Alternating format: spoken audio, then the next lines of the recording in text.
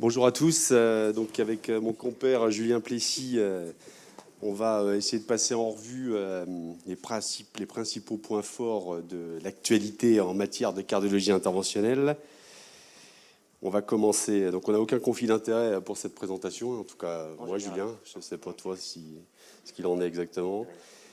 L'activité coronaire, et on commence avec les recommandations européennes de cardiologie de 2020 sur la prise en charge des syndromes coronariens aigus sans sus-décalage du segment ST. Globalement, ces recommandations stratifient les patients en deux niveaux de risque. Pour résumer, les patients à très haut risque, c'est les patients qui ont une instabilité clinique, c'est l'équivalent des ST+, instabilité rythmique, hémodynamique, insuffisance cardiaque aiguë, encore réfractaire. Donc là, on fait le bilan coronarographique dans les 2 heures. Et les patients à haut risque, c'est globalement les SCAD en ST+, qui ont un taux de troponine qui va être significativement augmenté. Et là, le bilan angiocoronographique est préconisé dans les 24 heures. Donc vous voyez que ces recommandations ont réduit la durée, le délai du bilan angiocoronarographique. Et associé aux résultats de récentes données de la littérature, ces recommandations préconisent de ne plus pré-traiter. C'est-à-dire qu'on ne donne pas de dose de charge d'un deuxième antiagrégant plaquettaire avant d'avoir vu l'anatomie coronaire. Ça évite de pré-traiter tous les diagnostics différentiels des SCA, les dissections, qu'on aime mieux ne pas pré-traiter, les embolies pulmonaires, les myocardites, les Takotsubo. Et puis ça évite de pré-traiter des patients qui vont avoir besoin d'une revascularisation chirurgicale en semi-urgence. Ces recommandations positionnent par ailleurs le prasugrel un peu au-dessus du ticagrelor une fois qu'on a réalisé une angioplastie dans le cadre d'un syndrome coronarien aigu. C'est sur les données, les résultats de l'étude ISA-REACT-5. Alors, littérature toujours, sans la détailler, il y a de nombreuses études qui se sont attachées ces dernières années avec l'avènement des stents actifs de dernière génération, à tenter de réduire la durée de la bithérapie antiagrégante plaquettaire après angioplastie, que ce soit à l'occasion d'un SCA ou pas. Et globalement, si on poule l'ensemble de ces données, de ces études randomisées qui sont plutôt bien faites, on n'a pas de surrisque, il ne semble pas en tout cas exister de surrisque en termes d'événements ischémiques sur des bithérapies allant de 3 mois à même 1 mois après angioplastie. Mais par contre, on a moins d'événements hémorragiques. Donc, les dernières recommandations ont exploité les résultats de ces études et permettent, en fonction du niveau de risque hémorragique, de réduire la durée de la bithérapie. On peut le voir, les patients à très haut risque hémorragique, aspirine, clopidogrel, 1 mois, haut risque hémorragique, 3 mois. Et pour les patients qui n'ont pas de surrisque hémorragique, on revient sur une stratégie conventionnelle, aspirine, prasugrel ou aspirine, ticagrelor, 1 an. Et chez ces patients, s'ils sont à maintenant haut risque ischémique, on peut maintenir une bithérapie plus longtemps par aspirine clopidogrel. Alors pour savoir s'ils sont à risque hémorragique ou à risque ischémique, il faut se référer à des tableaux dans les recommandations.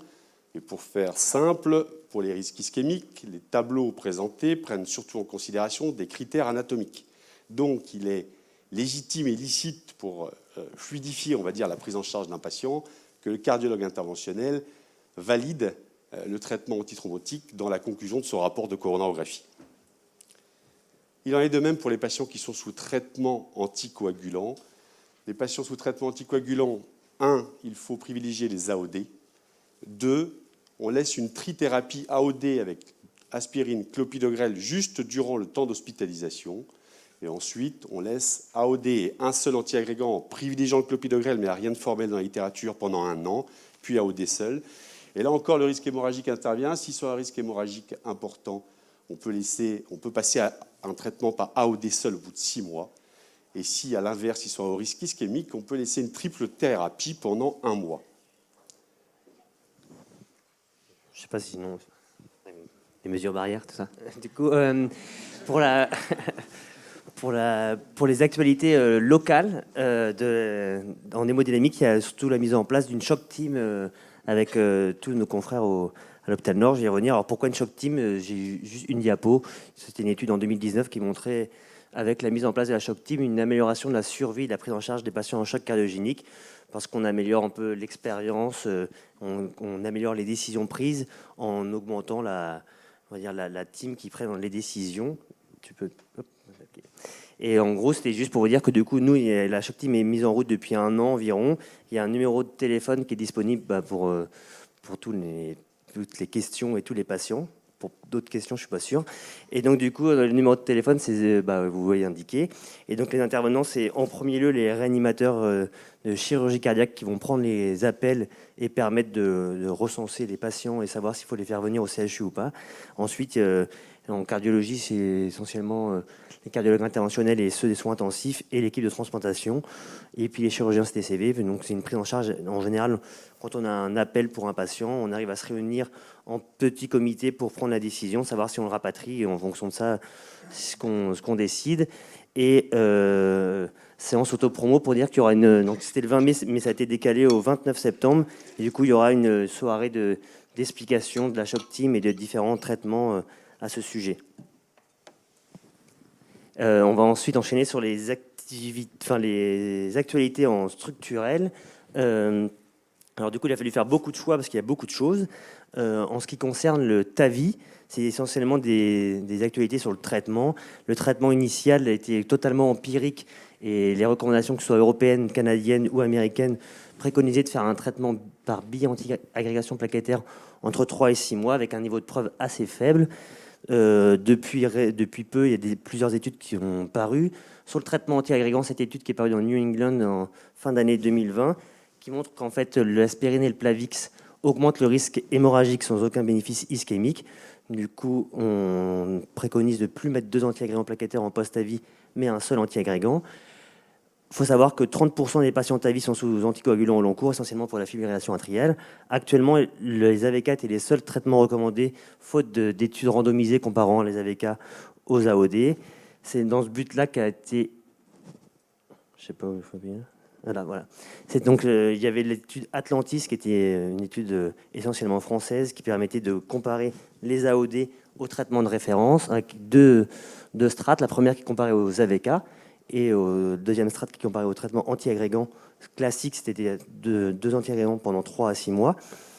En fait, le critère de jugement principal, c'était un bénéfice clinique net, c'est-à-dire un risque ischémique, savoir si on améliorait sous apixaban le rendu du TAVI, c'est-à-dire en diminuant les gradients et en éliminant les thromboses de prothèse, et un bénéfice hémorragique, en savoir si on augmentait de manière significative ou non le traitement, le risque hémorragique.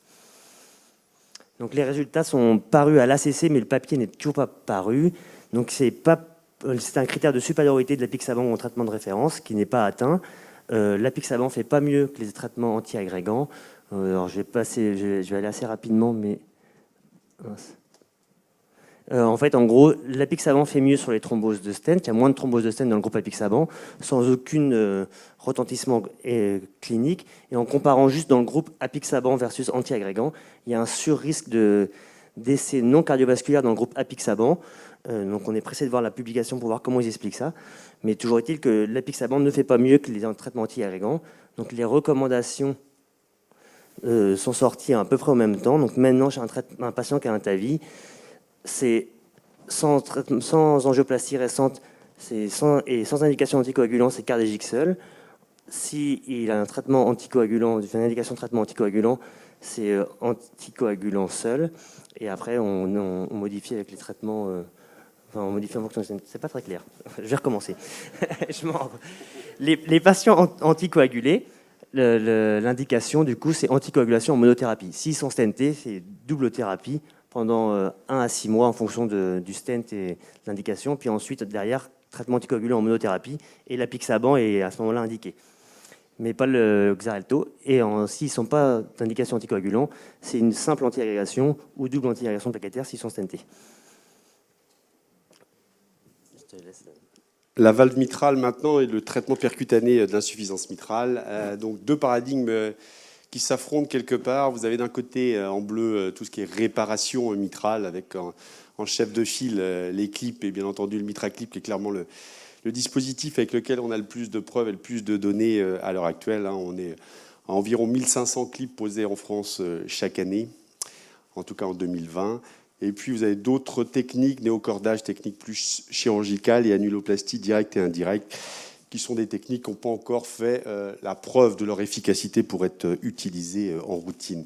Et en parallèle, vous avez ce qu'on appelle le TMVI, par analogie au TAVI pour Transcatheter Mitral Valve Implantation.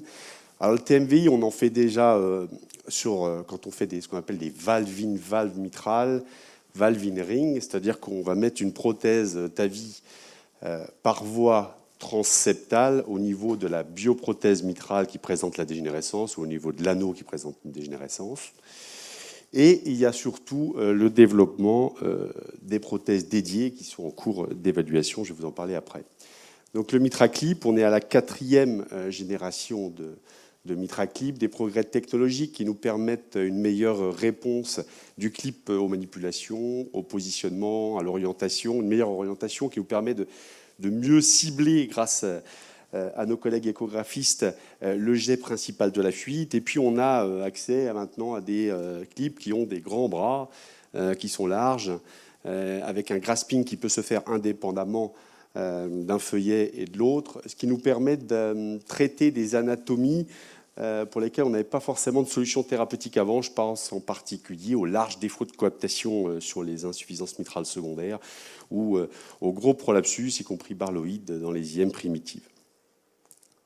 Alors, le MitraClip a fait l'objet de 2 grandes études publiées dans le New England en 2018.